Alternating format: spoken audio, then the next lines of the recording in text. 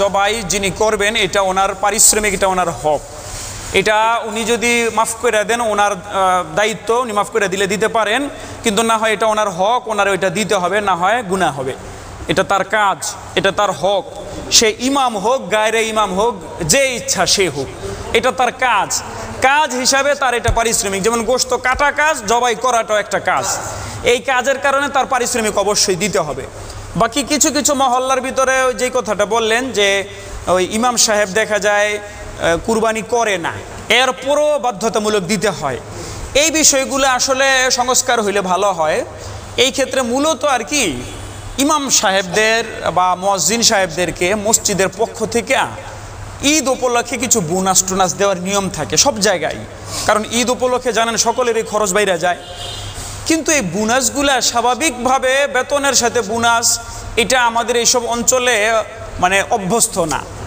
এই হিসাবে সমাজের যারা কর্মকর্তা আছে এরা বিভিন্ন শিরোনামে নেয়, যেমন তারাবির টাকা, অথচ তারাবির টাকা বলতে কোনো টাকা নেই। জবাইয়ের টাকা, অথচ জবাইয়ের টাকা বলতে কোনো টাকা নাই। যে জবাই করবে তার এটা হক, উনি মাফ করে দিলেন নাই বা নিলে উনি ওনার হক। তো অনেক ক্ষেত্রে দেখা যায় অন্য কেউ জবাই করলেও ইমাম সাহেবকে দিতেই হয়।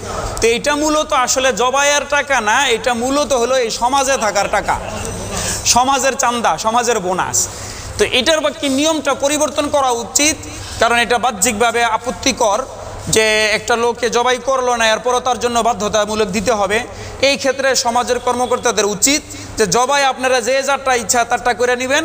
এই ফলাফল এটার কারণেই অনেক মানুষ হুজুরের অপেক্ষা বসে থাকে যে হুজুরের টেহা দিমু জবাই করতো না কি লেগা, আবার আইতে দেরি হইলে খারাপ ব্যবহার করে, হুজুর আপনি আমার বাড়িতে আগে আইলেন না, আমি কি টেহা কম দেইনি কেউ থেকে, ঠিক না?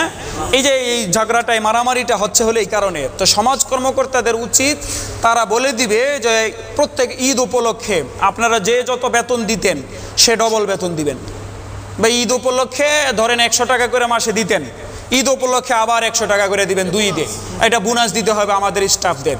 এই নিয়মে করে নিলে ভালো। এরপরে জবাইয়ের বিষয়টা ইমাম সাহেব যতগুলো জবাই করবে ইমাম সাহেবের টাকা নিয়ে নিবে চুক্তি করে, ওই খালি কেউ যদি জবাই করে উনি নিয়ে নিবে। এই নিয়ম করলে সবচেয়ে ভালো হবে, ঠিক আছে?